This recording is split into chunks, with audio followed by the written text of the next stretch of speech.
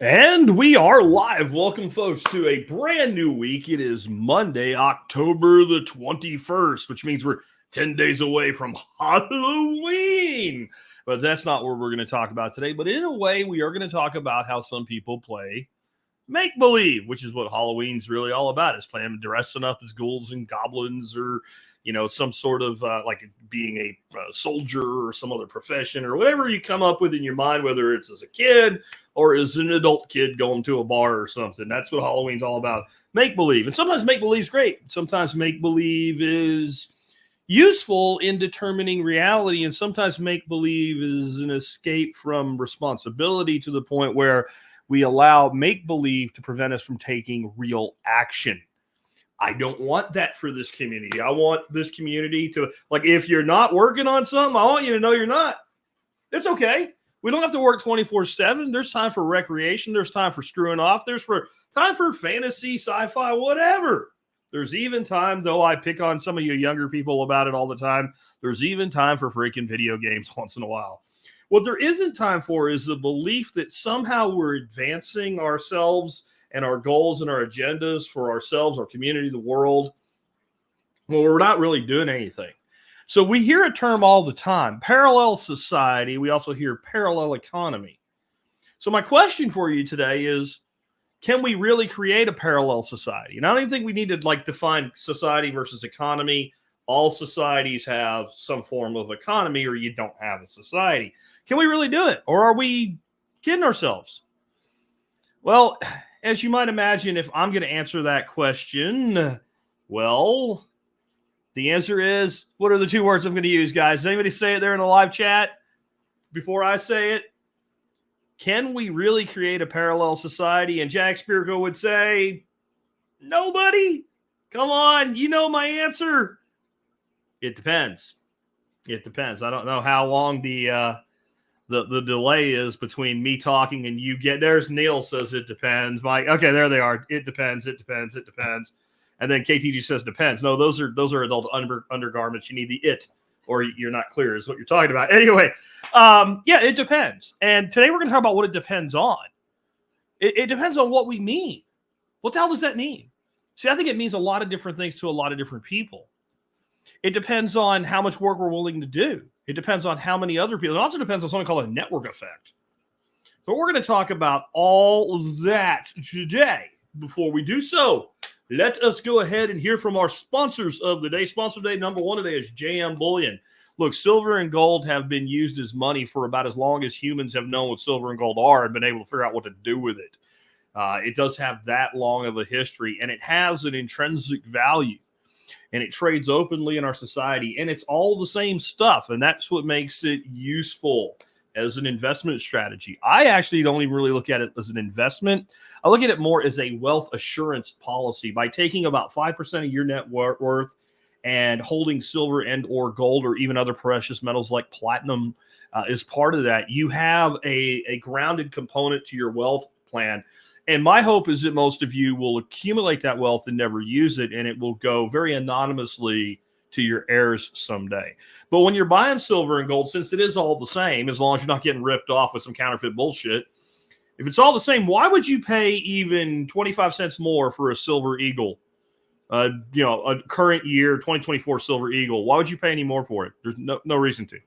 So you want to go to the people that sell it for the best price, and that's JM Bullion. You want to go to the people that support the show that you like, that's JM Bullion. You want to go to the place where they ship all your orders for free, that is JM Bullion. You want to go to the place that gives you a discount if you're an MSB member here at the Survival Podcast, that's JM Bullion. The real question is, why would you go anywhere else? I don't. Whenever I want to stack silver and or gold, I go to JM Bullion, and you should too. Next up today, Start9 Sovereign Computing. We're going to talk a little bit about this component of this parallel society thing today. We want to be able to communicate with other people in our communities, our families, etc. And we want to be able to do it completely privately because we have a right to that privacy. Well, with Start9, you can really do that. You have a double layer of security with Start9 just on the instant messaging capabilities on a Start9 embassy box. Here's what I mean by that. First, to be able to decrypt somebody's communications, you have to be able to find it And there's a certain level of obscurity that just exists when you're running your own server and you're handling everything yourself in between your user base. Then you got to break the encryption, which is, military grade unbreakable encryption on top of it. And that's just the messaging. How about being able to access your data from anywhere in the world, encrypted privately, with nobody that can ever take away your access to your data, because you're not dumb and using the cloud that's not really up there somewhere. No, the cloud's not up there. The cloud is in a server at Amazon or Google or whoever's running your service that you're using. So get on Start9 today. I promise you, it might sound really complicated, but if you have the ability, folks, if you just simply have the ability to install and use apps on a smartphone, I promise you can learn all about using Start9 relatively easy. And if you want to get more advanced, you can run a Bitcoin node, a Lightning node, act as your own payment processor with BTC Pay Server. It's really great. Check them out. And 9% off for MSP members. And if you stack that because you're a Fold card user with a gift card for Start9, you can get 18% off. So that's pretty damn good deal. All right, let's go. And Builder of Castles is filling in today with beating people up for not hitting the like button. 84 watching, 5 likes. What's up with that, guys? Get on it. And I'll do the best I can today, as always, while I'm by myself to keep up with the live chat. But it's a lot harder when I'm alone. So make sure you put the word question in all caps or comment in all caps at the beginning, and maybe I'll see out of my one good eye and start, and we can do it at the end. But today we're just going to kind of chat about this. So again, what I'm trying to do is get us off of the concept of what I call mental or intellectual masturbation and onto real brass tacks, things that we can actually do. Because I hear people throw this term parallel economy around or parallel society around all the time.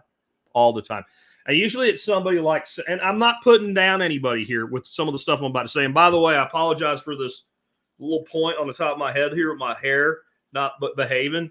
I keep my hair really short now. Once it grows back a certain level, it's almost impossible to do anything with it. My haircut girl is on maternity leave. Dang it. I might have to step out on her and get somebody else to take care of my hair if she ain't back by next week. Anyway, when people throw this term around, a lot of times it's somebody that's like selling elderberry syrup or comfrey salve or something like that. And look, I want people, anything that you can build a side hustle on and create community with, I want you doing it. So I'm not putting those things down. I'm just saying that, how many people inside one network can create comfrey salve and generate an actual economy off that? Economies have to be diverse. The whole reason we have economies is because not everybody does everything. So somebody can be the person that makes the comfrey salve or the elderberry syrup or both. Somebody can be the person that takes the elderberries and turns them into wine. Somebody can be the person that grows, I honestly think there'd be, if you have enough rabbit people around you, there's probably a pretty good business in growing custom pasture mix for rabbits and making mini straw bales or hay bales, little mini hay bales for other people that have rabbits that don't have time to do that. Mixing in things like tree fodder and clovers and stuff like that to make something better than they can buy. And you can probably sell it for less than they would pay if they go down the store. Now, the people that are raising rabbits in big rabbit trees probably have another solution. But the people that have 2 or 3 rabbits and then maybe grow out some bunnies or just keep a couple for pets, that's a niche. But it's still limited. And this is where we kind of have to start being honest with ourselves about this concept of parallel societies and economies. I think there's 2 ways that people view this, and one way is doable and can grow long term, and the other way is a complete fantasy. Okay? Now, here's what I mean. Here's what I mean by that. Some people think that a parallel society or parallel economy is a completely isolationist thing. And by parallel, simply, we mean that we don't need to get rid of their economy and their society to have our own. So that it'd be kind of like being like the Amish, right? And the Amish are actually a great case for this, because even though they are very isolationist in some ways, they sure make most of their money selling stuff to people that aren't Amish, don't they? I mean, people buy Amish furniture, they buy Amish milk, They buy Amish beef, right? They hire Amish people to do work for them. They take wood to be milled at Amish mills. See, the Amish are actually much closer to what I see as a parallel society than I think the way most people have this vision in their head. I think that most people think that what a parallel society means is that we will have so many people participating that we literally need nothing from anybody other than our own people. And that means we can just kind of flip a switch and go, we don't really participate in mainstream society at all anymore. And I'll just ask you, when do you think we're going to have the parallel society high-speed internet service available in most of the country or most of the world? Probably not anytime soon. When do you think, like, do you want a car? Electric or gas? Which car right now is made outside of mainstream and made in a parallel economy? I mean, the closest thing to somebody that owns a car manufacturing service that you have to a true libertarian ain't a true libertarian, and it would be Tesla and Elon Musk. And that dude is he's just so much closer than everybody else, but he's still a million miles out. He's a centrist Democrat is what he really is. Right? I mean, it amazes me sometimes when people seem all upset or all angry at Elon because he says something that sounds kind of statist. What did you expect? What did you expect? That's who he is. You can be better and still not all the way out on our end. So I would ask most people that are in my live stream, where'd your food come from you ate last night? Now, I know some of you grew your own food good. I know that some of you maybe, you're like me. You buy beef from a guy a mile down the road, right? But he's not in the parallel society that we're talking about. He'll sell to anyway. He doesn't give a shit. He's not like, well, Jack, before I sell to you, are you an anarchist or a libertarian that lives outside? No, he doesn't give a shit. Is your money green? That's his only question, right? That's his only question. Do you have the money, and are you willing to do business with me on my terms in the way that I have to do business because of state regulation and bullshit? He is pretty good at statist jiu-jitsu, though. He's worked out the loophole. I take cow to the processor. You fill out the cut sheet and pay the processor. It's your cow, not mine. You're splitting with somebody else. The two of you own the cow. I sold it to you right when it went to the place. I'm just your delivery man. And that is parallel. But that ain't why he's doing it. He's not doing it so that he can say, look at me. I'm parallel economy Steve. No, he's doing it because he wants to sell his cattle direct to consumer because it makes him more money that way. That's the only reason he's doing it. He's a good dude. He is probably more liberty-oriented than most people from what I know of him, but I don't even know him that well. He does not care who I am. I am no different to him than any other customer he has. I had somebody ask me one year if I could get them in with him. And when I talked to him, he's like, I've got all my shit sold. The only reason you get a chance is because you're on the list. And if you don't buy, then you go off the list. Right? So I don't have any pull or any clout with it. He doesn't care that I'm Jack Spear. He doesn't care that I do a podcast. I don't even know if he knows. So is that parallel economy? See, I think what parallel economy means to people that are actively participating in trying to build one, or parallel society means, is that what we really want is just to be left the fuck alone in certain areas. What we want to be able to do is participate. And where we participate, we're more than happy to follow the rules of participation, as long as we're voluntarily participating. We'll even pay the fucking tax. So, like, as much as we give people shit for the whole roads objection, it's because the objection's stupid, isn't it? When you say something about we don't need government, and they say, but we will build the roads. Who will build the schools? The problem with the objection is twofold. Number one, let's not say we didn't need government. Let's say we don't need an income tax. That would be a better one for roads and schools. Because the same person, if you said you didn't need government, if you said we don't need an income tax, would tell you the same stupid objection. But who would build the roads? Who would build the schools? Well, the income tax doesn't pay for one fucking square inch of road. And the income tax doesn't pay for jack shit in the education system, except for expenses incurred based on federal mandates that are then fulfilled through Department of Education. In other words, if the federal mandate wasn't there, even that $55 billion that gets spread out against the states wouldn't be necessary, because it's all to comply with. That's where the Department of Ed money goes. And it ain't like they give it all out. Like they piss away about 80% of it, and about 20% of it gets distributed to the states so that they'll comply with the mandates that come from the federal Department of Education. What pays for the roads? Motor fuels taxes and state fees. What pays for the schools? Property taxes. So when you tell somebody we don't need an income tax and they say my roads and my schools, they actually make a very good point toward what I'm saying. They're wrong. But do you get upset about paying a gas tax in the context of, by paying a gas tax, I get to use the road, and I don't need to pay for the tax unless I'm using the road? In other words, I don't buy gas and then dump it out on the ground. I don't buy like 20 gallons of gas and drink a cup of it a day.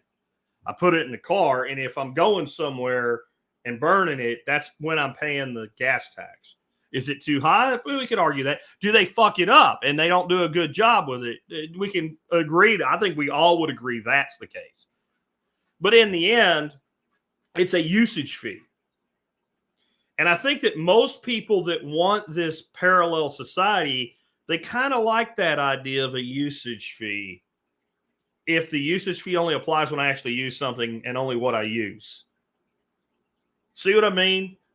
So if all this stuff about you didn't build that, remember Obama, you didn't build that. If I only paid for the services from the government that I use, I would still be unhappy, but I'd be a lot happier. And what parallel society really means is trying to create a carve out where we can live as close to that as possible. Because unless you want to like run away to Mexico and never pay tax again and do all your business in cash and Bitcoin, you're probably going to pay some taxes. If you want to have, and part of it would be, do you want access to things?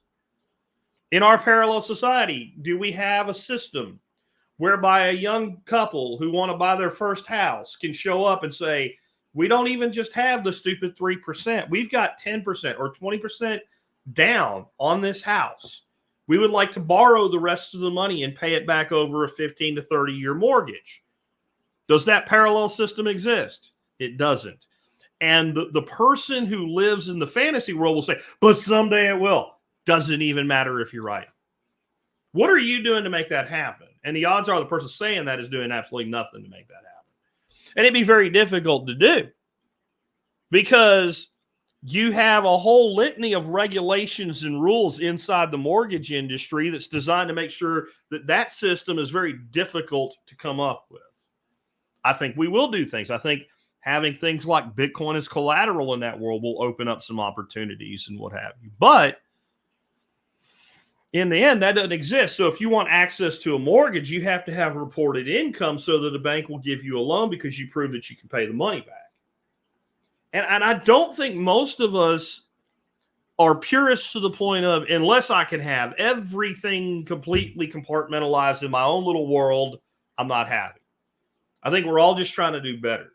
And that's how I think this can actually work, because I think it's unlikely that any society that wants modern convenience will ever completely sever from, quote unquote, the mainstream, right? The mainstream.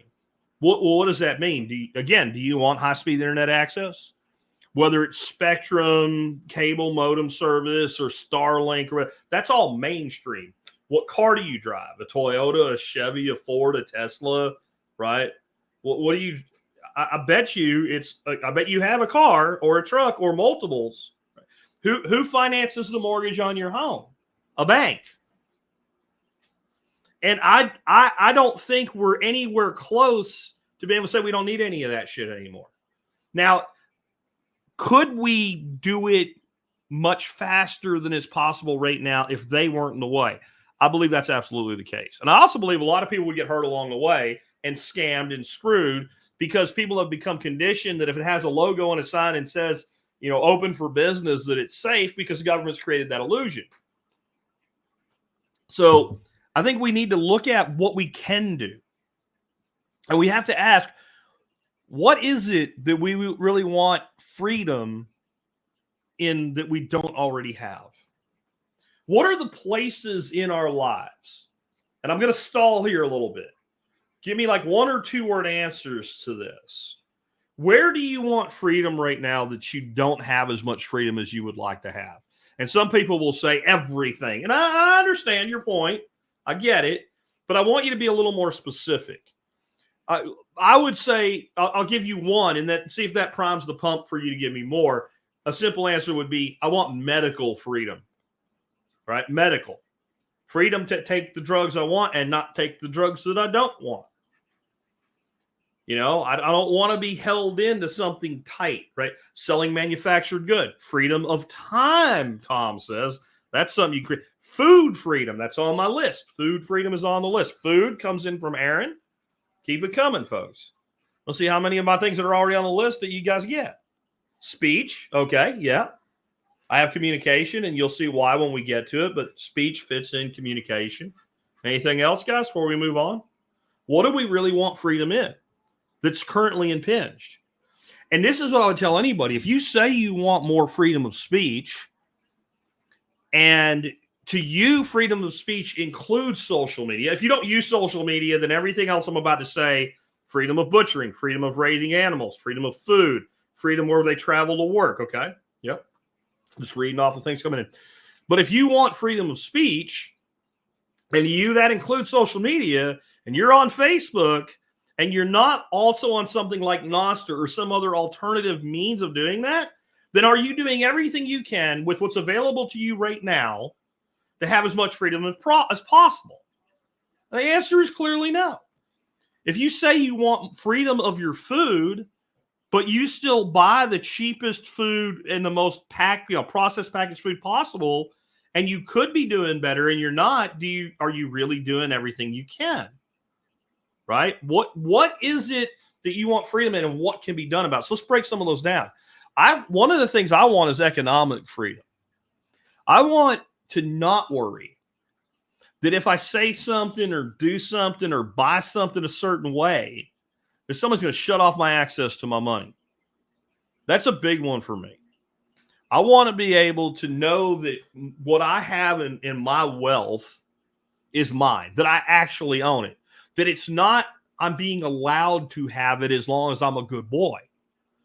And so when I look at the totality of my wealth, I can tell you that I'm not 100% in the world of parallel economy or parallel society with wealth. I have stocks, right? I have ETFs. I don't have a 401k because I don't have a job, but I have an IRA. My wife has an IRA. All of that in multiple ways is not mine. It's mine, but it's also not mine. It's not mine because it could be seized. I could be sued and somebody could put a freeze on it and try to take those assets from me to a degree. There are certain protections with retirement. They don't apply to government. The money in the bank is not money, nor is it yours.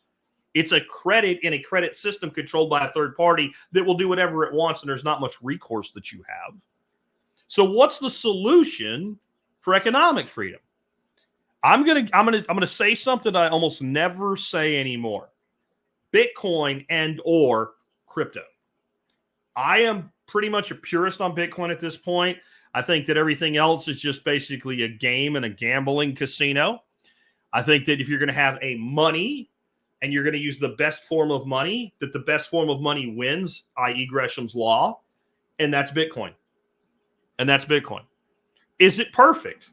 No, because if I use it, especially in certain ways, I need to record gains on it and pay taxes on it. But there's a lot of gaming of that system where I can actually create realized losses, but only have unrealized gains.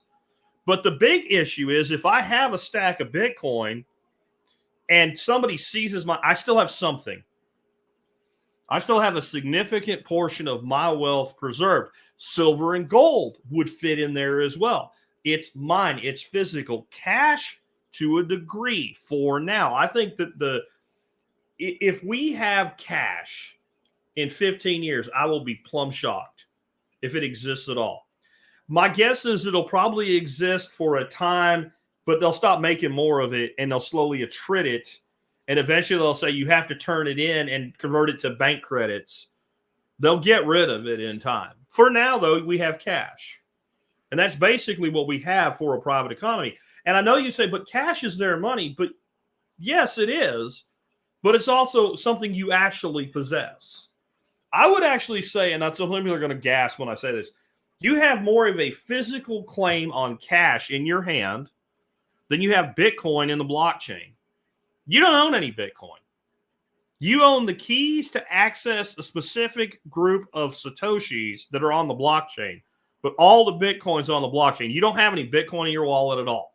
It's not a Bitcoin breakout episode. We're not going to stick on this one too long. If that bends your mind a bit, you need to think about it. It'll start to make sense. Where is your Bitcoin? You don't have Bitcoin. You have a signing device.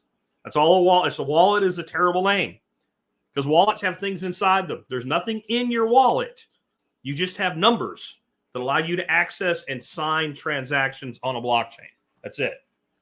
So I think both of them have a place, as does silver and gold, and as does other forms of exchangeable wealth.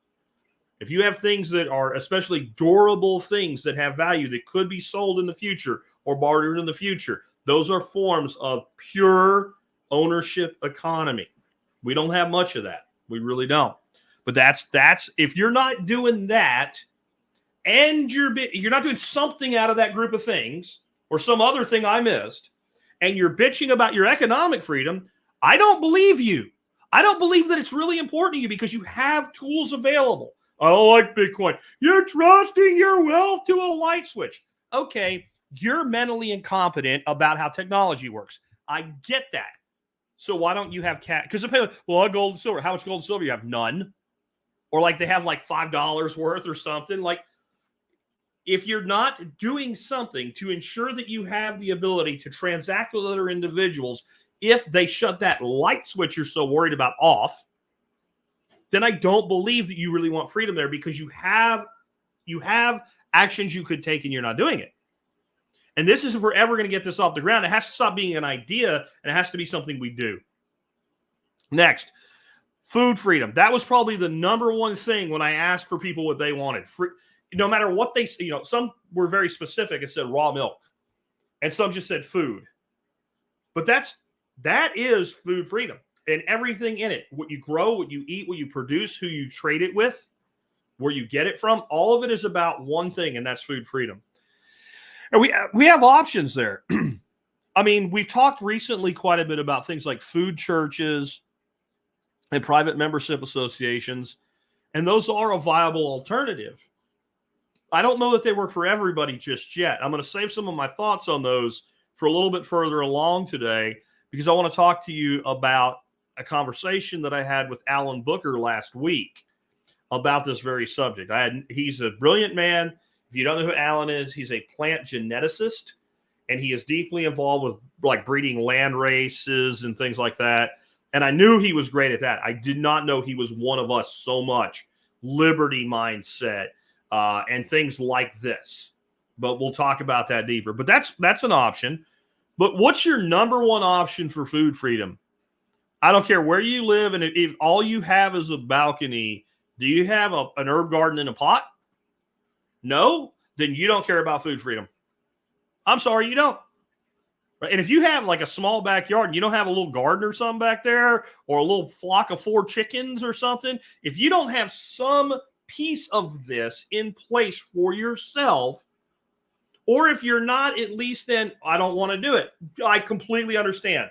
And my God, you need to understand, folks, we need people who don't want to do it with it being 1,000 different things to make a broad enough economy with a broad enough network effect for it to function. But then you need to be like, okay, I need to find somebody, and I bet you're no further than Nextdoor or Craigslist away or Facebook Marketplace. I'm going to buy my eggs from a backyard producer.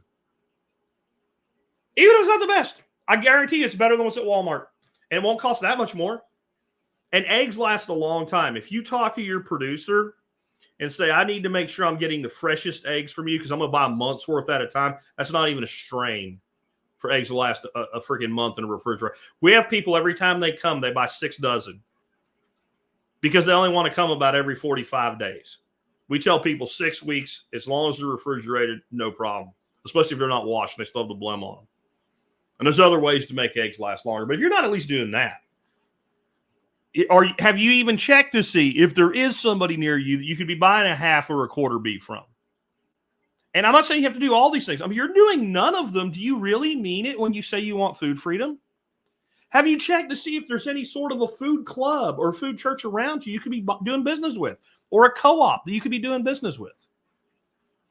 Have you asked your neighbor if they would be interested in some sort of exchange? I'll grow this, you grow that. My yard's small, right? You know, how many fruit trees could we plant if everybody that says they cared about this was willing to buy 2 trees for their property and 8 more trees for various neighbors under the understanding that we exchange product from the trees? Have you done that? And again, you don't have to do any one of these things. If you're like, well, I haven't done any of this shit, but I've done this and it fits, I'm not coming down on you then. I'm telling you, though, the person says they want food freedom and they haven't done anything when there's things that could be done. How are we going to get to a parallel society? How are we going to get to a parallel economy if you won't use the tools that are sitting there in front of you right now? How about what we do with our own land? What we do with our own land? Probably the number one complaint that I get from people that isn't about me and my show, because I get probably more of those than anything else. But I mean about them, they, the government, the state, etc., is restrictions of what they can do on their own property. I want chickens, Jack, but they won't let me. Okay. Well, there's a lot of different things you can do there, isn't there? Sometimes you stop asking permission and you just do.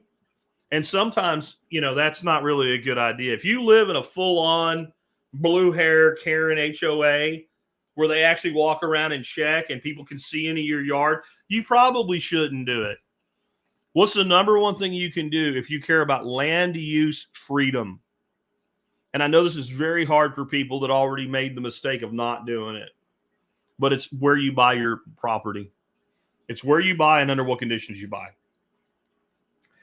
And I can't say I always understood this, but the more I shop for land, the more I figured it out when I'd be like, well, I want to be able to do this. Well, you'll have to go to the council and ask, what, you mean like the town council? No, the council for the HOA. Oh, no. I don't even want to look at this, right? So if you intentionally buy property where you know you have restrictions on the property and then bitch about it, I only have a limited amount of sympathy for you. Now, personally, I think when you buy property, it's yours. And unless you can demonstrate true harm as a neighbor, you should have no say in it. Right? So, I mean, like, I can see a person saying, you know, this guy put a giant sign on his garage door that says, my neighbor's a dick with an arrow pointed at my house while I'm trying to sell my house. I can see recourse being taken, even under like common law outside of the state systems we have today, traditional common law. I can see that. That would be clearly there's but if it's, well, he has a garden and some people may not like that. Tough shit. It's his property.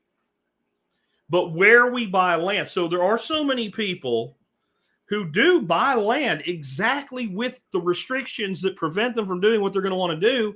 And then when they want to do it, they act like they're a victim. There was a guy, I believe it was in Washington. It was either Washington or Oregon. And one of my favorite yellow journalists, a little scab known as Mike Adams over at Natural News, wrote a story on it. Said it was Washington. No, it was Oregon. Oregon bans permaculture. That was the headline. I'm like, that is the last straw with this asshole. I'm done, because I knew the story.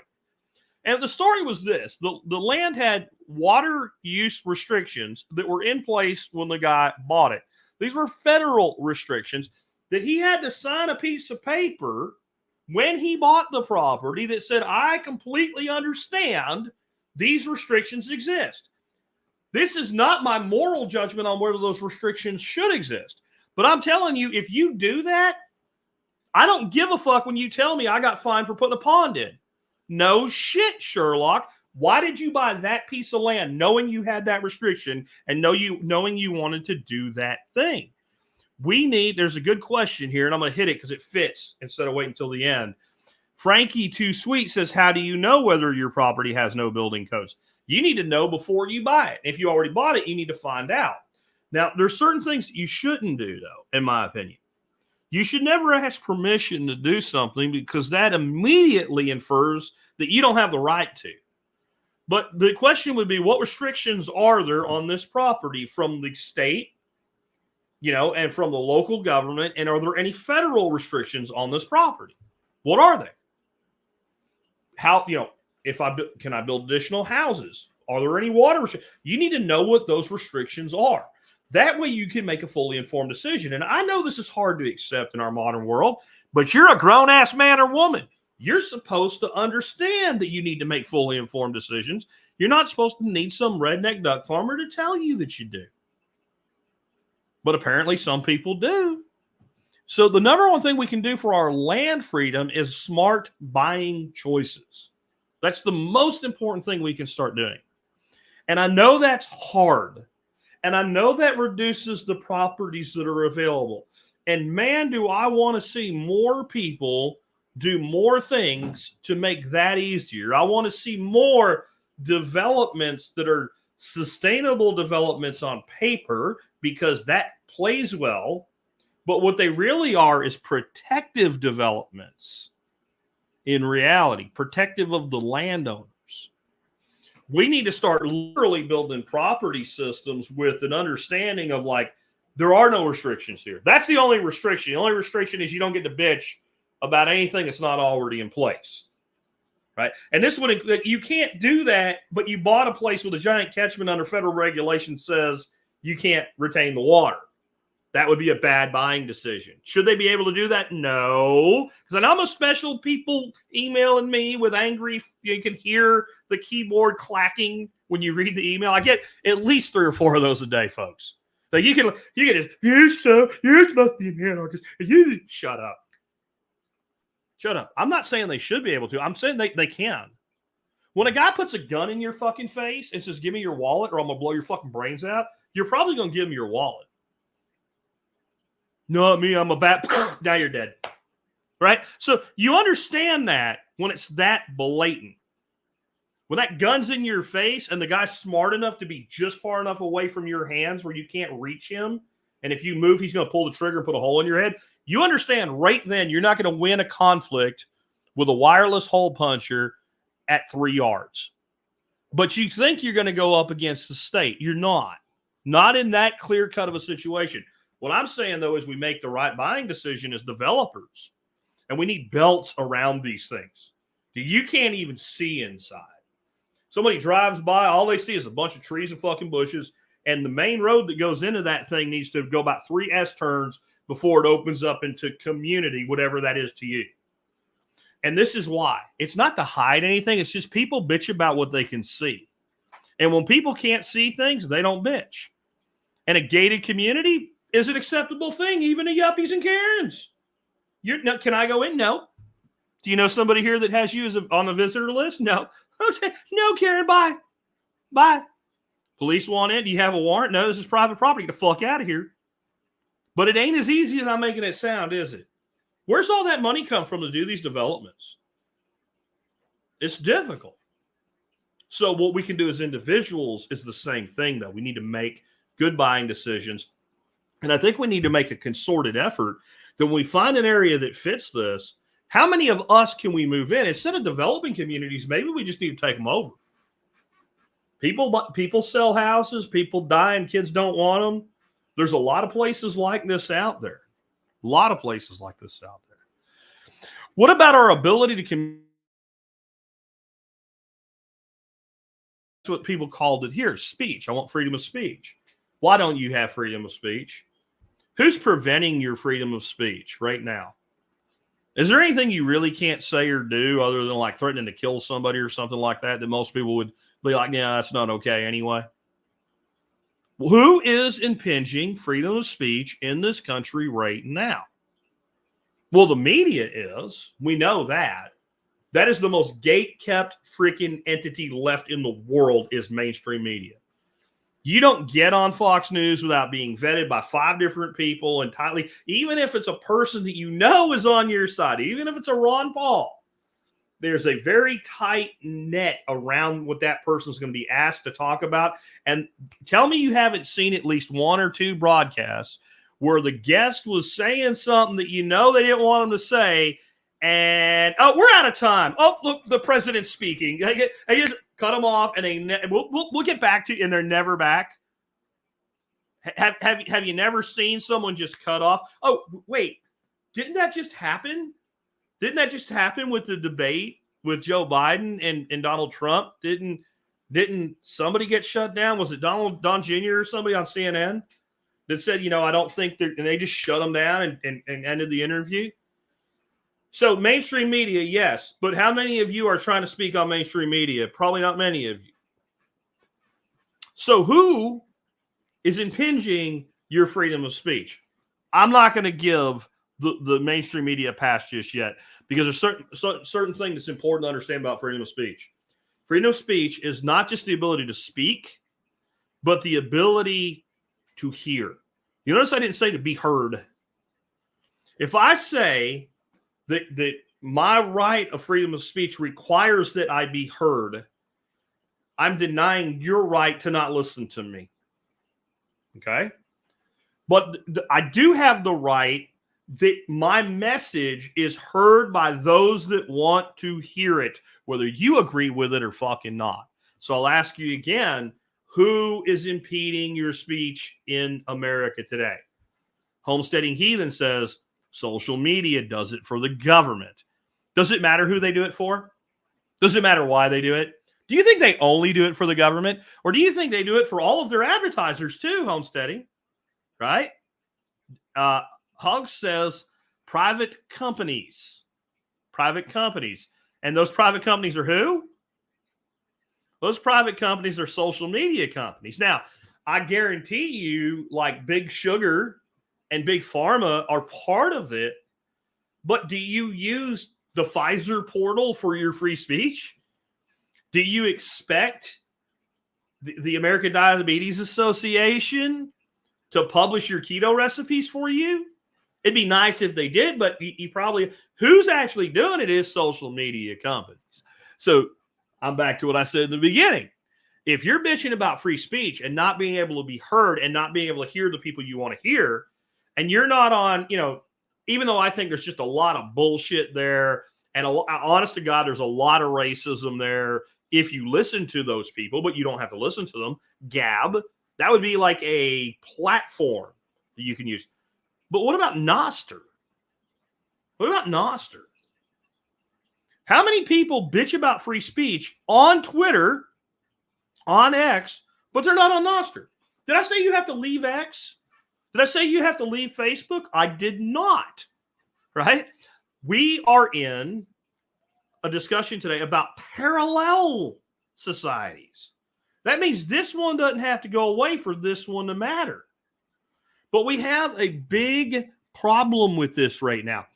Little person like, well, I got it, and you're watching anybody to talk to, and you're watching anybody to listen to, and I didn't find anything interesting. They probably didn't put any effort into it because there's plenty of people there, but they do have a point to a degree. What's the network effect of something like Noster that has about 20,000 truly active users, as in people that post and comment, versus the network effect of something like X with 1 billion? Well, it's much less.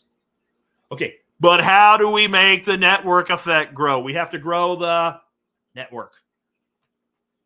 What if you put the effort into your social media in at least one alternative space that you do into whatever your mainstream space is? Now, some of you are like, Jack, I don't really put any effort in it at all. I just get information there. Occasionally I make a comment. Well, okay, then do that. Then do that. But you might find that authentic discussion with people is more useful and interesting than curated algorithm-based discussion with people that this company thinks they can make more money by putting them in front of you. Do you know, I'll tell you, X, since Elon took over, X is free speech. No, it's not. You know why I'm not on X the last, 5 days and won't be until, I think, Wednesday afternoon? I got PP slapped by X again. Elon's algorithm smacked me down. Do you know why? It's so fucking stupid. Those of you who know who Sean Baker is, Sean Baker is kind of a contemporary to Dr. Berry. Sean is a doctor as well. He's 57 years old. He's about 265 pounds and built like a brick shithouse. This dude is incredible as an athlete for his age. Just beefed up, and he's full carnivore. He posted something to the effect of what dietitians say about all this toxic food. Just eat, moderation. It's all fine. It's all the same as long as you don't eat too much of any one thing. And I made a comment because I know this dude. We get along. And I said, it's okay, Sean. Just eat a little bit of poison. It'll be fine. X's algorithm flagged it for dangerous speech promoting violence. A sarcastic fucking joke. Now, I appealed it and said it was a joke. Please read it in context. That was my notes that went along with it. I hit submit. 2 seconds later, it said, after a thorough review in 2 seconds, we have determined you did violate Twitter's policy. I don't think there's a person at Twitter or X, whatever the fuck it is, who, if they actually looked at it, would go, yeah, that's a violation. I think any human with an IQ over like 90 anyway would have said, well, yeah, okay, that was wrong. Sorry. They didn't review it. It was already preset. So how's there free speech there? Now, you know where I wouldn't have a right to bitch about that? If I wasn't using Noster, if I wasn't running my own independent Telegram channels and groups, if I wasn't on Gab, even though there's a lot of things about it I don't like, if I wasn't using every access tool that I have available to me, or at least some group of them, then I would have no right to bitch about that. If I'm like, all I use is X, I got no reason. And if you're building a business, do you understand how dangerous it is that you build your business on one particular platform where they can shut you off like that? You're literally creating the problem for yourself at that point. So if you want freedom of speech, you have to start acting like you want freedom of speech and taking it back. And guys, we're building some shit with Noster. Noster's the future because Noster's going to be the place. It doesn't matter what app you're using. It doesn't matter who decides they don't like you, because it is absolutely the case. I love Primal, and I use Primal right now. Whoever runs Primal, Dorsey's backing it, but it's not his. I'm not sure who runs Primal. Could decide they hate Jack Spirko and just say, we're not going to let Jack Spirko use Primal app. Okay, fine. I'll use No Strudel. I'll use Damas. I'll use whatever. Or any individual relay could say, we're not gonna relay his information. I don't know. I got 30 of them. Fuck off. I don't care. Do you realize how much freedom that gives you? And then they're like, why don't they put a payment network in Facebook? Why don't they put a payment network in X? When Lightning? There's this network right here with some of the biggest Bitcoiners, which means they have money right here. All you got to do is follow some instructions and set it up. And once you set it up, it's no harder. But I don't know how to do it, because you don't want to. Quit being a little bitch. Quit telling me you can't do something you haven't even actually tried to do, or you half-assed tried and it didn't work. If you wanted to do this is something I tell young people all the time, especially with mechanical problems, like a nut on the backside of a starter motor is really hard to get started and they can't do that. It's impossible. If I go do it, that's what they wanted. I'll say something like, you know what? Let's pretend that if you get that nut started, or you get that part in, or you get that cut right, or whatever it is, let's pretend if you do that, you eat tonight. And let's pretend if you don't get that done, you go hungry and you don't get food till noon tomorrow. All of a sudden, holy fuck, they can get it done if they'll take that mental exercise. Or, if that's not enough for you, let's pretend that if you don't get that on in the next 30 minutes, you're going to die. Your life depends. You're stuck in a cage, and getting that nut is how you get the door open. See if you can do it now. Some bitch if they don't figure out how to get it done. And there's so many people, they'll talk shit about those young kids like that. They're young and stupid. I tell my grandson all the time, if I ever say you're being dumb or you're young and stupid or something, don't be offended. When I was your age, I was stupid too. You're supposed to be. You haven't learned yet. That's how we're helping you learn. So they'll talk shit about that kid who just doesn't know because they ain't learned it. They don't have experience yet. But they won't work and learn the thing to give them what they want. Oh, I grew up in the 80s like you, Jack. I don't understand all this technology. And you're on X? Like I said, if you're not using social media, I'll let this go. But the people that are, by the way, YouTube is social media. You know, and like, Jack, you're on YouTube. Yes, and I'm on Rumble, which is an alternative platform. I don't know anybody that's ever had their shit shut down on Rumble. I'm on Odyssey. You know, I'm also on Facebook. I'm on Twitch. Yes, they're all mainstream, but I've made sure I'm on everything that I can get on. Everything that I can get on. Why? Because if YouTube shuts me down, I haven't lost 16 years worth of work. Oh, and I self-host all my shit too. I will make every effort to make sure I can be heard. Now, obviously, this is something that I am really passionate about because I make my living with it. But it also means you should take my advice, understand it. And I'm telling you, when you have a network with an integrated private uncensorable payment network on it, you probably want to be part of it if you claim you care about free speech. Walk you through doing it. It's not that hard. If I can do it, you can do it. I am not technical. This is not what Tom's talking about right now, but this Tom right here, this is Tom the web guy, Tom L, on your freaking screen right here. If you want to make that man laugh, tell him how sophisticated technology-wise Jack Spirko is, and he will laugh until his stomach hurts. He will laugh at you for being dumb enough to believe that I'm that good at technology. None of this is that hard. It's really not. He's had to walk me through a whole bunch of shit. Get somebody to walk you through it if you need it. There you go. Right there. For those on the video only. All right. So now let's talk about educating our children. If you're bitching about the school system and you ain't at least tried to homeschool, I don't believe you. I don't believe you. Nicole is lying so hard her nose is going to grow. She's going to be Pinocchio for Thanksgiving. She says Jack is the tech wizard. I'm sure you guys, I am not. But no, like, what are you doing about it? Well, I'm trying to fix the system. Good luck with that. Now, don't get me wrong. When they put things into the curriculum that are clearly immoral and wrong, I have tremendous respect. I'm sincere here. For the parents to get involved and get that shit put out. I have tremendous respect for the people that clean out school boards and get them replaced and get things out of schools. But what you're doing, you're running into the antlion nest, and it's only a matter of time before it caves in and the ant eats you. And here's what I mean by that. You can do the best job in the world of clearing all that shit out of the school your kids go to, and it's still in the school next to yours or one district over. And it will come back. It will come back, and it will come back faster and stronger every time. It's kind of like trying to kill roaches, but you're just killing them by spraying them. And you spray for a while and they're all gone. You think they're gone, but there's a few that survived, and they have the genetics to survive that poison. And as they start breeding, they breed super roaches, and then you knock them back. But every time they come back, it's worse.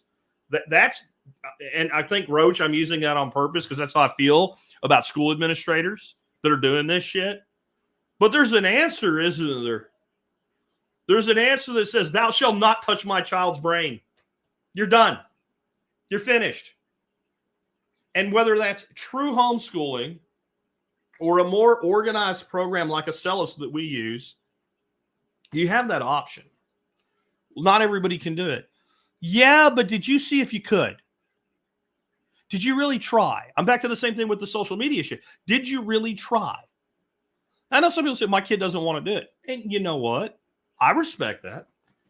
I think one of the biggest problems we have as parents and adults in general is we look at children as only what I say, young and stupid. And they're only young and stupid in certain ways. Kids are very smart too. They're little humans is what they are. They're tiny or mid-sized or slightly downsized humans growing up into men and women. And we do need to care about what they want. And we do need to care about their goals and their agenda. And we need to be very careful that we're not saying, oh, they're really good at XYZ and they're going to be great at XYZ. But it's really, we wanted to be good at XYZ and we weren't. And our child happens to be a little better than we were. And now we're living like, we got to end that shit. So if your kids don't want to do it, I understand. And then you have to, what I'll say though is, are you going to all the parent teacher meetings? Are you going to the school board meetings? Are you going to the PTA meetings? Are you reading the curriculum? Are you actually doing everything you can to safeguard your kid and their friends? Because if you're not doing one of these things, I don't believe you. But the number one thing we can do is pull our kids out of the system. And I keep seeing everybody post this shit. All you need to do is get 10 families together and they can hire a former teacher. And why would you do that, first of all? What, you're pulling your kid out of the state system, and the first instinct you have is to hire someone from that system to recreate it in your own backyard. Why would you do that? Why wouldn't you say, look, what we want to do is create a homeschool co-op. We don't want nothing to do with state certified teachers unless they happen to be freedom advocates. We don't care if you have a license to teach. That just means you've learned to do the very thing that we don't want done here. Program and indoctrinate my kid. Why don't we create systems where it's like on any given day, somebody comes in and talks about a subject? You know, like to do the career days and shit. Why can't we have that every week? Why can't we have it once a week? You know, was that 30? There's about 30 weeks a year in a school year. Something like that. Is that right? I think it's 30 because 12 off, right? So 30 times a year in a school year. Somebody comes in and goes, I'm a professional engineer. My name's Sean Mills. I work with solar. This is what I do. This is what this entails. Just that alone, how much better prepared for the real world would your kids be after 10, 12 years of experiencing that? We could be doing this. No, I understand not everybody can homeschool. But if you haven't had a sincere conversation with adults that have kids in your general vicinity about, can we work together to do this? If you've not even thrown out feelers and tried it, do you really mean what you're saying when you say this? No, what you really want is you want the system to bend to your view. And this is the problem with public education. No matter what it does, somebody else will not want their kids doing that, which I believe we have every right to. I mean, I would love it. I would love it if we could go back to teaching like the trivium plus math and history and science.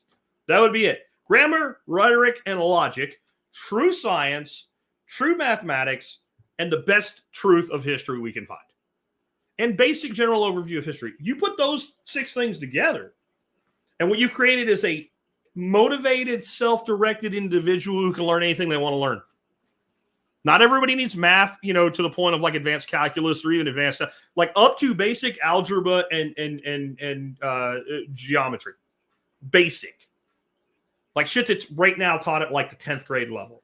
That's about as high as the average person would ever need to go to cover their ass. If they want to go further, they'll know if they have the aptitude or not, and they'll have the foundation to do it. But if you can use grammar, rhetoric, and logic, what can't you learn?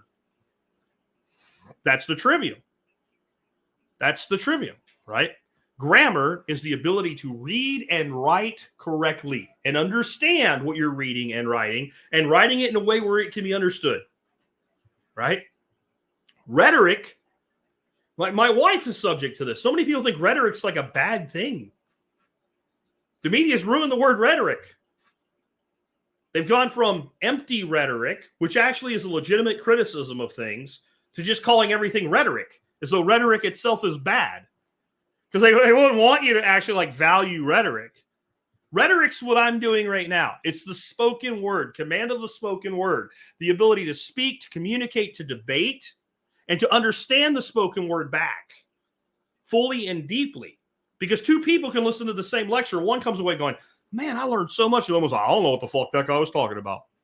Right? So that's rhetoric. And logic, for all the talk of Vulcans and, you know, salutes and whatever, right?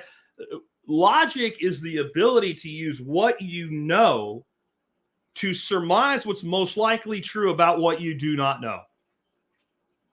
to say, I don't know the answer to X, but I know this and I know that, and I know how they pertain to X. So the most likely it's to form a hypothesis with a high degree of accuracy as a high level of logic. Or to make a decision based on all of the information you have, but yet a decision still is required of you. If we taught that, what else do we need to teach? Again, like I said, throw some math, science, and history on that, and we're done. We don't need gender studies, right? All this shit that some people are so upset about in school, and they should be, the problem is it's not even necessary. There's no world that it's necessary to be talking to an 8-year-old about sex in school or gender in school and telling a little kid that might be confused and having some problems in their life, and who knows what problems they are, can decide you wanted to be a boy instead of a girl or a girl instead of a boy. This should never happen.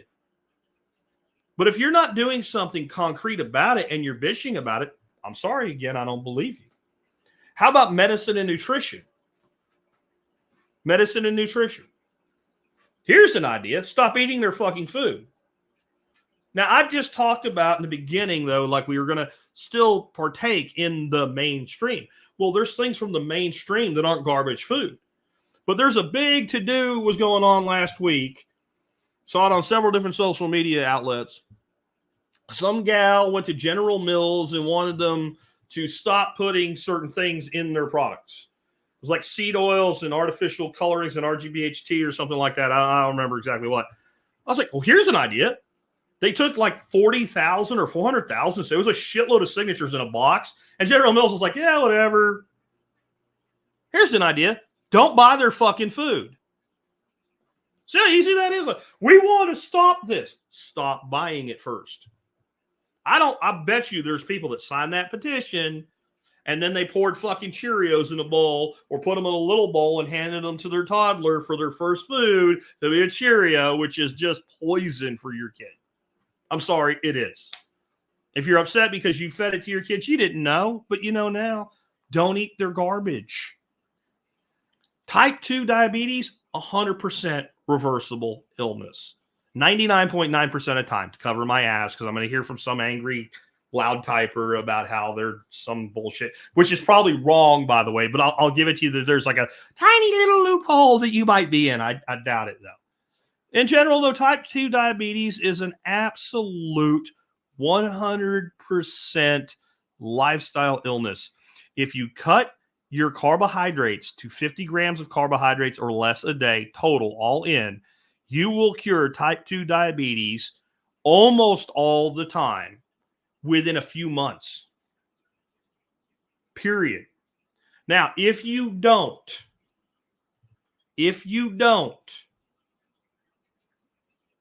have that success, well, you know, if you're damaging your liver by drinking alcohol and you stop damaging. But if you've already like damaged it to the point where you're going to need a liver transplant, stopping won't fix it then. And there's so many things we can do lifestyle-wise to our bodies that way. We can damage things to such a level that they're beyond recuperation.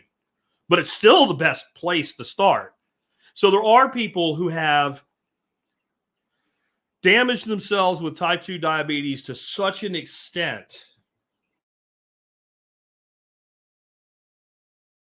that person needs carnivore for 6 months in earnest to see if it'll fix it, though. And real carnivore, not fake carnivore.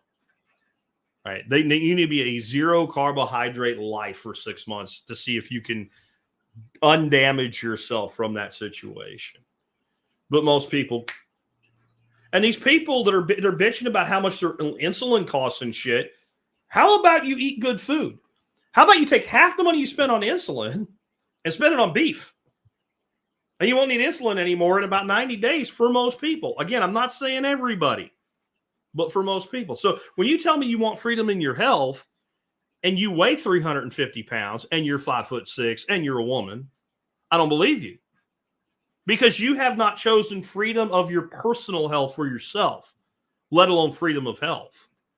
Now, you could be ideologically for the concept, like the person that says, I don't want to own a gun, but I don't want to take away anybody's right to own a gun. But that person's not saying they want freedom to own a gun. They're saying they want freedom for people to own guns. If you mean it for yourself, then you should be taking care of your own health. And I think we should be seeking out specialized practitioners. Now, I don't mean, a naturopathic doctor, right? Or somebody that's going to cleanse your aura or some shit. I mean a Dr. Ken Berry. Do you know there's actually mainstream licensed physicians that kind of are operating in this parallel economy? A lot of them are working as, DPCs, direct primary care. They don't take insurance. They only take cash. They have you on a retainer. It's way less expensive than health insurance. And it can work with health insurance, especially high deductible policies. Your lab work costs you less to pay for out of pocket than your share of paying through your insurance. And they'll work with you on a keto or carnivore or paleo or primal diet. That there's actually practitioners that you can work with that will do this, that they see their job not to treat you when you get sick, but to keep you from getting sick, not to show up when you end up in the ER, but to keep you out of the ER. You know those people exist? Are you looking for them? Because if you say you want medical freedom and you're using whoever is enlisted in your PPO or whatever, I don't believe that you really do. I don't believe that you really do. Have you educated yourself to everything you can do to not need a doctor in the first place?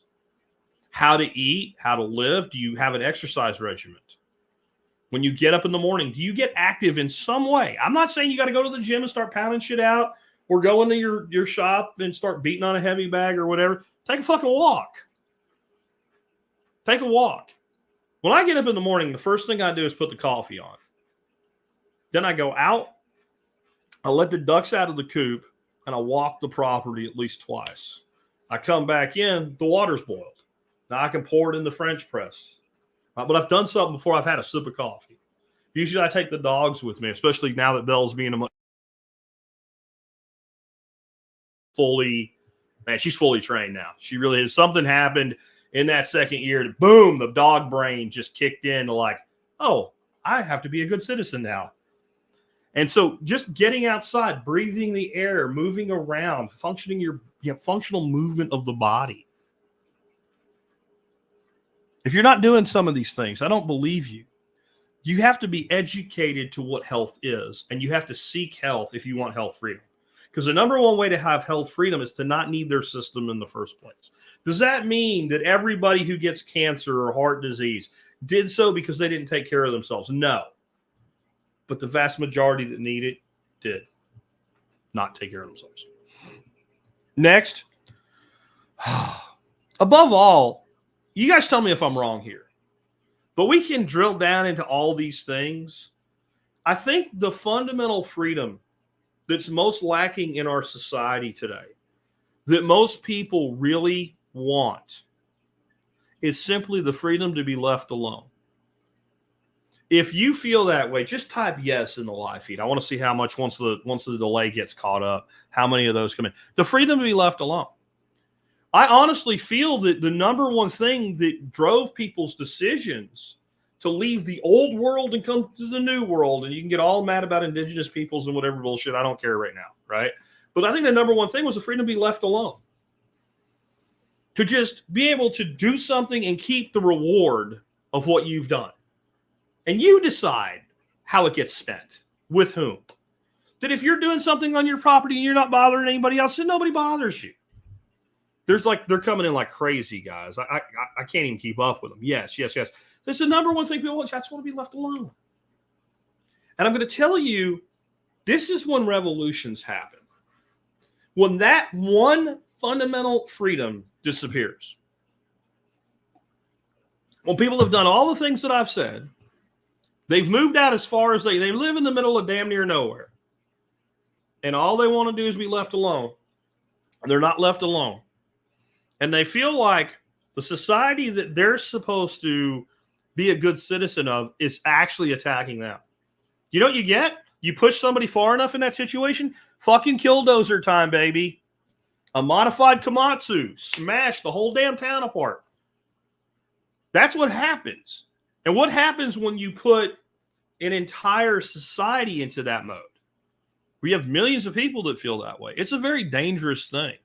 We're going to have an episode on Wednesday about the probability of collapse You know, I've already got the guy's a colonel, retired colonel from the U.S. military.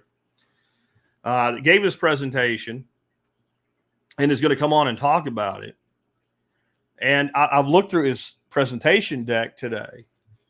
And you know what the highest calculated probability reason for collapse in the United States is right now? Anybody want to guess what it is? Anybody want to guess? You know, is it an asteroid? Is it a chemical weapons attack? Is it nuclear war? It is economic collapse. Is it a pandemic? All those are in there. None of them are the high that's in there too. Electrical failure. None of them are the highest probability. You know what the highest probability is? Civil unrest, civil war. Your own government knows it. They know they're pushing people there. When people feel they cannot be left alone, and I'm going to tell you, this is why this election is important. It's less important about who wins. It's more important about the outcome, no matter who wins. We have never had a time where more people truly believed that their way of life was over forever if this other person won. And you have to think about how ridiculous that is. Okay? People are throwing all kinds of ninks at this. It's Civil War, guys. That was the number one. So Kamala Harris is an idiot. I concede that. Dumber than a box of rocks. How this woman has a degree in law, I do not know. How she ever passed a bar, I do not know. I heard she never passed the bar, but I don't think you could be a state prosecutor without doing that. But Kamala Harris is part of the current administration that you have right now. And I understand that you're not happy with it, and neither am I. That's kind of why we're having this discussion today. But you're not being rounded up and forced into a sex change right now. Trump, from the other side's perspective, he's going to throw journalists in prison. He's going to declare war against the American people, weaponize the military against the average person, all this shit. And these people believe this fucking shit. Tell SEAL Team 6 to execute his opponents because a Supreme Court justice who's an idiot said he could. As an off comment, by the way, not officially, and is like part of the dissent or anything. And then the media blew that up. But people believe this. But Trump was president from 2016 to 2020, and none of that shit happened. See how stupid this is. You know? You see how stupid this is. But it's there. And you get that on top of the feeling that I cannot just be left alone. And we are ripe for that particular outcome. So I want to talk to you about some good shit here. Because this has been pretty much a ass kicking by Jack again. Which I didn't actually intend it to be. It just came out that way. Sorry. Sorry, not sorry. Anyway, but I had this conversation with Alan Booker while I was at Self-Reliance Festival. And like I said, I knew this dude was big in permaculture. I knew he was an amazing person from a plant genetics background, really super smart. But I didn't know that he's truly dedicated toward individual sovereignty, which he is. He's deeply involved with relief efforts going on in North Carolina right now. I mean, literally like coordinating with people on the ground and stuff like that, giving me feedback about what's really happening. That's why I was able to tell you some things last week about what's really happening. Well, he's going to come out with, and I don't want to say too much about it because I'm going to have him on the show to talk about it. But he's got an organization he's building right now to directly address this parallel society concept. And it will be a true religious organization model from a standpoint of biblically based. Now, I'm not a true believer, but I still think this is smart. And it has to have these basic tenets of true religion and the Bible in it, or some religion. Most people in America that are religious are Christian. You know? And there are just some protections that you have operating under that umbrella that you really don't have any other way. And if you really want to understand how strong those protections are and how actually in some ways irrational they are, then I really suggest Leah Remini did like a 3-season or 4-season documentary series on Scientology. Leah Remini was the chick from, God, I can't think of the show now. Kevin James was in it. The fat dude that drove the UPS truck. Whatever show that was, she was the wife in it. You know, the one obviously Kevin married up and above his pay grade type of thing. And she was a lifelong Scientologist. And when she left, she started to speak out against it and they attacked her. So she said, well, fuck that. And just went all the way with this documentary. King of Queens. That's it. Yeah. So Lee Remini, she starts bringing these people on and telling their stories about what happened to them up to the point where they tried to leave and like they were caught and brought back into the compound after talking to police. And the cops are like, well, whoops. So I don't want to get into that right today about Scientology and Lee Remini and all. I'm just saying you might want to watch it to understand, like, if a power can be used for evil, a power can be used for good. There is a tremendous shield that happens. And remember what I told you. There is a legal shield, but there's also a mental shield of fucking with churches that you just don't do to a degree. It's not 100%. But what I mean by that is one of the things I learned from Alan is these people that were doing private relief efforts in North Carolina would find a parking lot and they'll talk to the people that own the parking lot. Can we stage here? Yeah, you can stage here. They put up some tents and shit and they start stacking all their supplies and start figuring out who to hand it out to. FEMA rolled in and confiscated it all and then didn't hand it out. I'm not kidding. And well, they figured out that if they put it inside a church or inside like a church hall or something like that, FEMA wouldn't go in there. Like they're fucking vampires or something. They're afraid to go into a house of worship or something. They just wouldn't touch it once it was inside the church. So there is a cocoon that's created with certain legal exemptions from certain things. If it doesn't do everything. You can't say, in our church, we believe in meth. So we can cook meth on the altar. And it's no, there's limits. But there's real protections there. And that show I did a few weeks ago about the food church explained that. This is basically the same thing on a much larger scale. What Alan plans to do is create this umbrella. So you build this one first. Think of it like, I don't know, any church, Episcopal, Baptist, Methodist, Catholic. Like when you open a new church, inside the entity that is, you know, Presbyterian or Lutheran, no one questions if you're a church or not. You're an ordained minister of the Lutheran Church? Well, okay.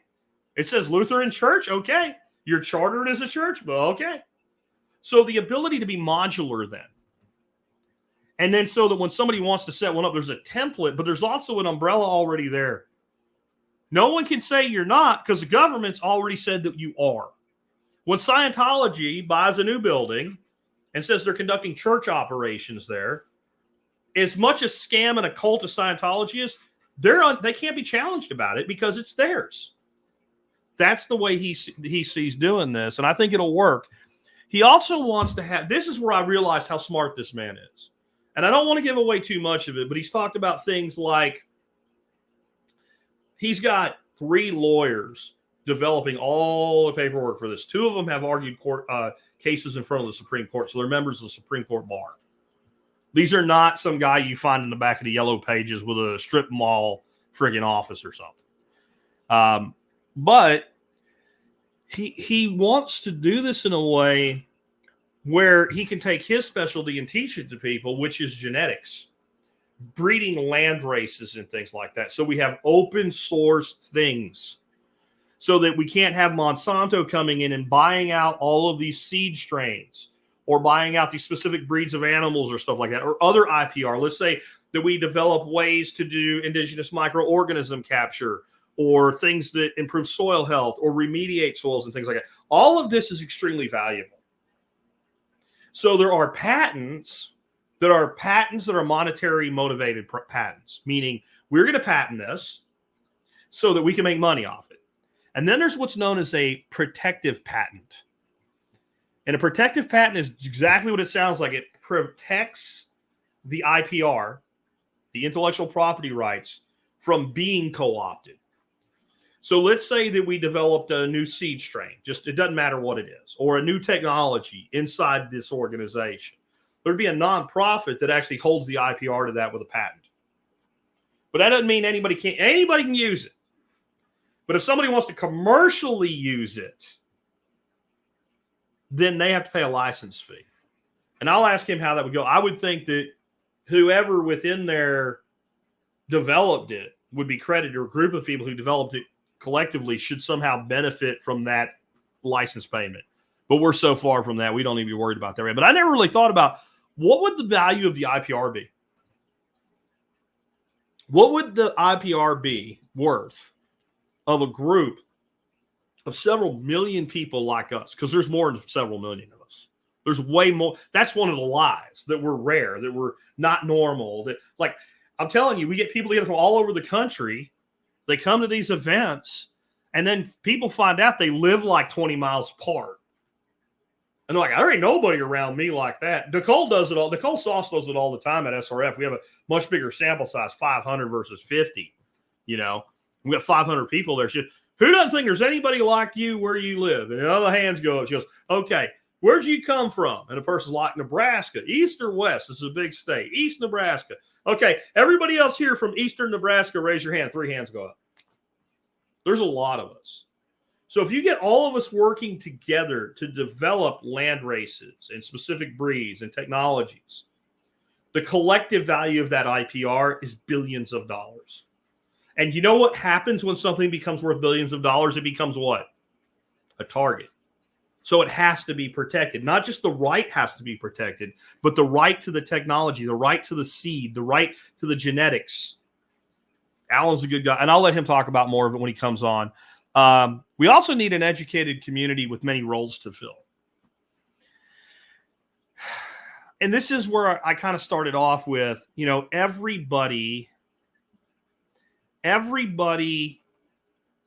wants to do something. And so people learn to do a thing, and then they do that thing, and then they say, I'm selling the thing. And I pick on comfrey salve.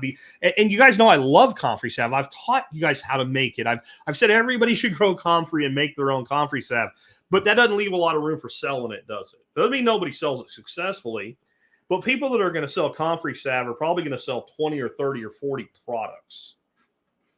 They're going to have a line, a product line. They're not going to make a business out of 1 or 2 products. It's a very hard thing to do. But even that, like, we only need so many people doing herbal salves and supplements. No shortage of that market. We only need so many people raising beef. Not everybody's going to raise cattle. That's good. But not everybody can raise cattle. We need diversity. We need people raising pigs. We need people raising chickens. We need people producing eggs. But we need people that, like, can design houses. Yeah? We need people who can design houses. We need architects. The problem is you get people doing architectural work in this space, and you get somebody like, what's his name, Mike, whatever his name is behind the Earthships, and they take his freaking architectural license away. Well, we need people to do that. We need people that know how to be mechanics and work on cars or farm equipment. We need people that know how to educate. Not everybody's going to homeschool. And even people who are going to create different school models may rely on professionals to do some of the teaching. Yeah. We need, just think about everything that you use in your life on an annualized basis. How many places do you go pay somebody to do something for you? And why don't you use a parallel network to do that? And the answer is probably because, well, I needed my oil changed. And if you're like me and you're my age or older, you probably know how to change oil. It's not a function of can I. It's I have better things to do at my time than change fucking oil. Of course, the price of oil changes at this point.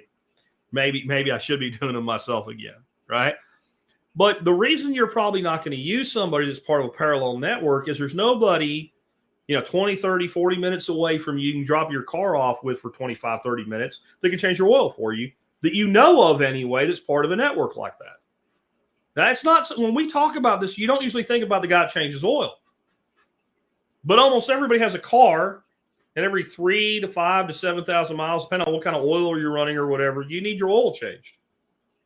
Unless you're doing it yourself, I'll ask you this. If you could get it done by somebody within our community for about the same or less than it costs to go to Insta Oil or whatever, Quick Car or whatever, wouldn't you do it? But it's not there. The problem we have, like I said, with Noster is network effect. There's billions on X and 20,000 active members on Noster. It takes time to build that network effect. But 20,000 is a lot. It's a good place to start looking for other people. We need engineers. Builder says something about engineers. Engineers are great at designing tight, structured buildings. Architects, right? Architects and engineers actually work hand in hand. And there's a lot of things that engineers do that you go, maybe this engineer ain't never actually put his hands on something before, like that freaking motor for the Cadillac. Whatever engineer did that needs your head freaking smacked. But in the end, most engineers, are there engineers in here? There's one here. His name's Sean Mills, but he's only one man. What about doctors? See what I'm saying?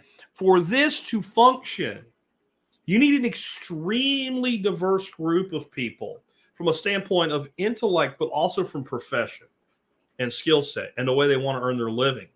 The reason we use the mainstream is you can bitch all you want about government and the state and all of it, and the media and big pharma and all. But what they've done right is there is nothing you cannot get your hands on, assuming you have the money.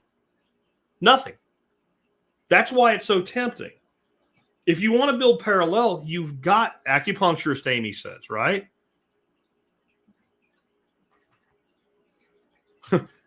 Humble Mechanic says, don't forget to blame accountants for dumb things like that, the caddy engine. Yeah, to a degree. If they can save $10, they'll do it.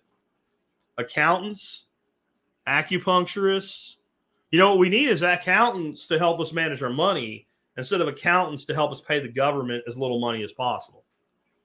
We don't anywhere need as many. Here's the thing. When you start deconstructing the state, don't think it doesn't come without consequences economically. It's still worth doing. Here's what I mean. What would happen to the average accountant if we eliminated the income tax tomorrow? They'd be unemployed. Hypocrisy's guard says we need pimps. We got lots of pimps in society that aren't the kind of pimp you're talking about too, by the way. But yeah, if we got rid of the IRS, there's no IRS, there's no income tax. Let's say we even had a national sales tax, and that national sales tax was administered in a way that, an organization 1/50th the size of the IRS, and probably wouldn't even need that, could do the job. The average accountant would be unemployed. It doesn't mean, and somebody's in there, I bet you with this many people in the live feed, there's somebody in there that's an accountant right now, getting ready to type me something angry. Hold on, give me a second.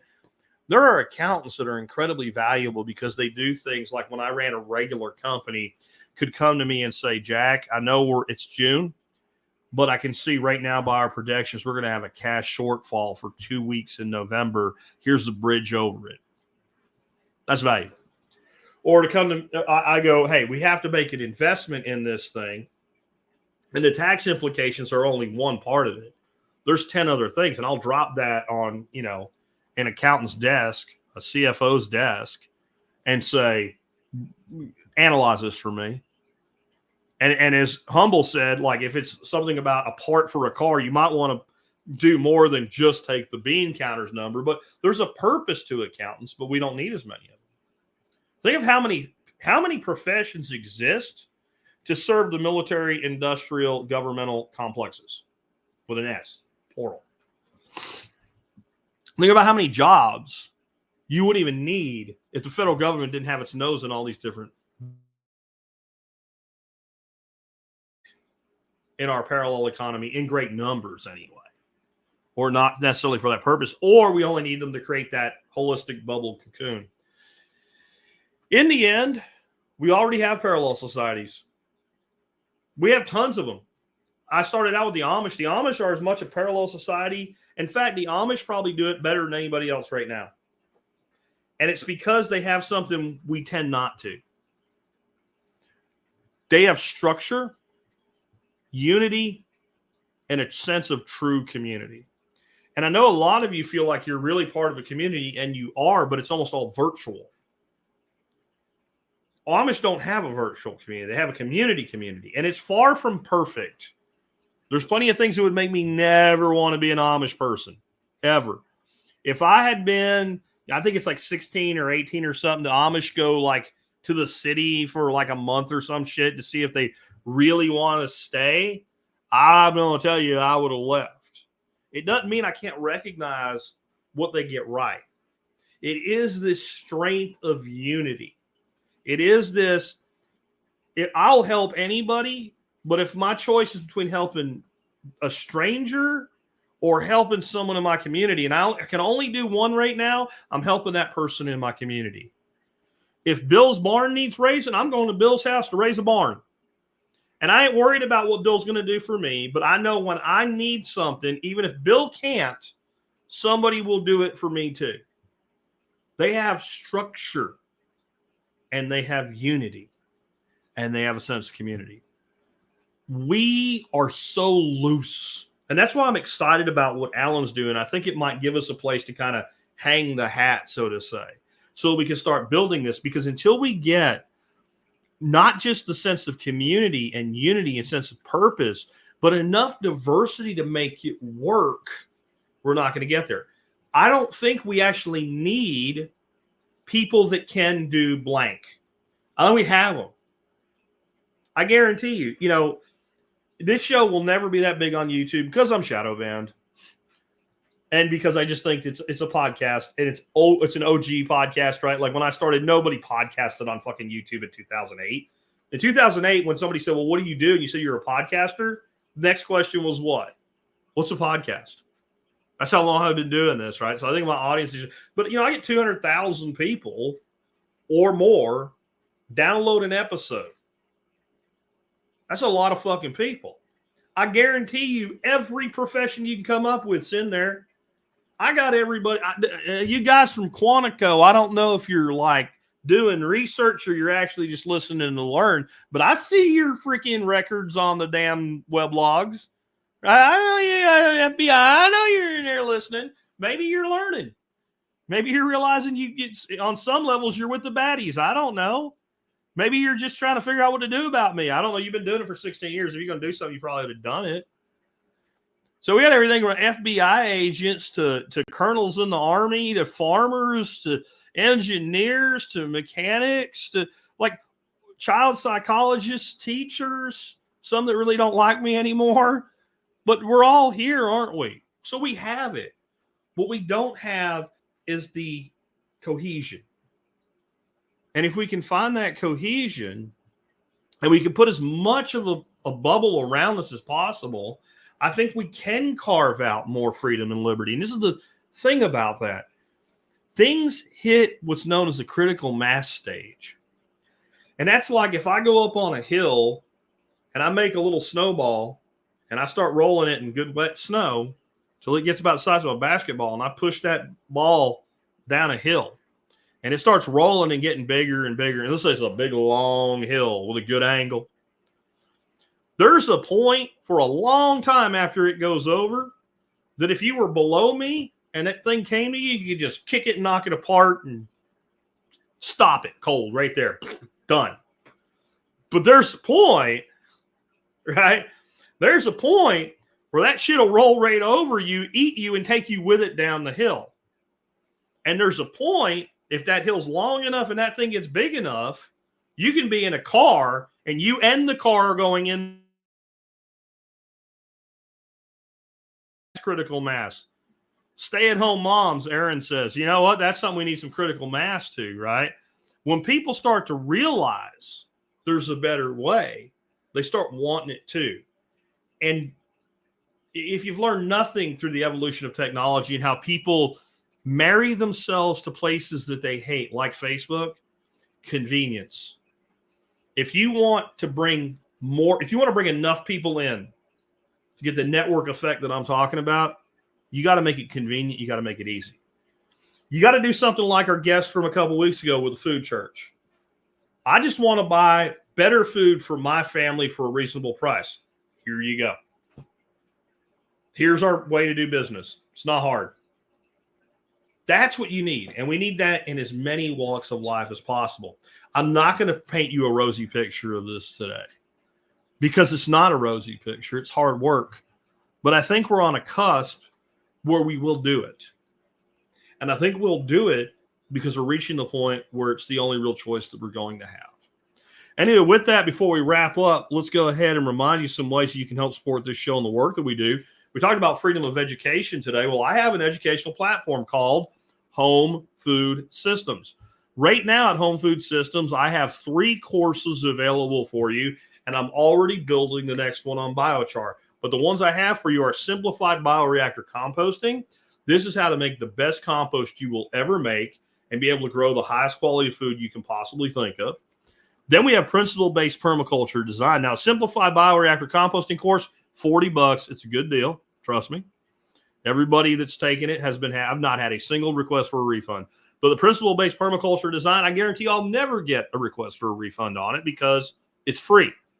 It builds on the work of David Holgram and Bill Mollison, and it teaches you how to design systems from a permaculture vantage point using principles, because principles are agnostic. They don't care where you live. They don't care what your elevation is, what your soil type is. Principles are 100% universally applicable. And then we just released the backyard cover crop and soil secrets class. This is one of the most intensive things I've ever done. It's 12 hours of education for $80. And it will teach you what to plant, when to plant it, how to terminate it, and how to build on what that composting class taught and build the most productive soil that you can. And I know, like many of you like me, you're more and more moving toward a meat-based diet. Well, you can grow food for yourself, or you can grow the food for the things that you eat, like for your chickens and stuff like that. Good soil makes good product makes better products out the other end. And again, we have backyard biochar coming next. And I may even talk to Alan about possibly doing something on building land race genetics as well. I think that would be a good addition. I've realized as I've been building this out that I will never be able to make it as big as I want it to be with as many options as I want if I try to do everything myself. And so I have to find people that I actually trust to do things the way I would do them. And after listening to Alan talk, I know that I've got a guy, if he's willing, I'm willing to work with him on that. Next up today, I want to remind you guys, the other way you can help us out is do your online shopping at tspaz.com. I just got a pricing update from Vavor, and they have the worm composter on sale again. It's not as cheap as it was in the middle of summer, but it's still at a very good price. It's on sale this today anyway for $69. And then you get that's 22% off the retail, and you get another 5% off on this product if you use my discount code. I've mentioned that, I'm not working with Vavor as intensively as I was in the beginning. There's some products that I've reviewed for them that I've ended up with quality issues, and I've taken them down off the website, or I'll put disclaimers on them. I think Vavor makes some really great stuff, and I think they make some things that aren't very good too. And so what that's cost me, I just want you guys to know this. Basically, I don't get any free product from Vavor anymore. I told my rep, if I'm going to take product from you, it's going to be 30 to 40 days after I get it before I put it out for sale. Because until I've used it for that long, I can't confidently tell my people that it's a good product. Because I've had products that worked initially out of the box beautifully, and then I'm having problems. And so this is one of those that's not going to have a problem. It's molded plastic for worms to live in. And it's also a clone of the best-selling worm bin out there for a significantly lower price. And if you read the write-up, you'll see what I mean by that. But if you want to make really great compost, teaming with worms is a great way to go. So check that out. Anyway, guys, hope you enjoyed today's show. I hope it made you think. And I hope this is what I wanted to get out of this episode. I didn't want to kill the idea of parallel economy or parallel society for you. I didn't want to kill it. But I don't want it to be an excuse for inaction. I don't want it to be a thing that, since this is coming someday, I don't really have to worry. When it comes, I'll be part of it. If you're really going to be part of it, you need to be part of it now. In whatever little ways that you can. You need to claw for every opening you can get. And I want you to start thinking about your personal freedom and your personal liberty a little differently. I want you to think about a hill and you get a flood. And the hill's acting like a dam, and there's a little dimple in the hill. And the water's going now over that dimple. And the water's not quite high enough to totally blow it out initially. But as that water starts flowing out that little dimple, that dimple starts getting deeper and a V starts to form. And it starts eroding that landmass around it. And the next thing you know, it's a deluge. And that little drip in the beginning was enough to carve out this massive cavern and create all this damage to the land and blow it out from the power of water. The human spirit's a hell of a lot stronger than water. It really is. Water is a massive force, but the human spirit can reshape a planet. So maybe as strong as water, because water can reshape a planet too. But we have that much power. But you have to claw away little bits of your liberty at a time, little bits of freedom at a time. Like a prisoner with a little pit. Like, what was that? Shawshank Redemption? You have to keep working. And every day you work in that movie, like he'd carry out like a handful. So it didn't build up on the floor, like a pocket full at a time and dump it in the yard.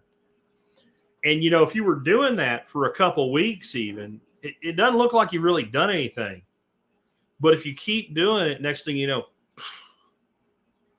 and the bigger the hole gets, the easier it becomes to enlarge the hole until you can fit through it.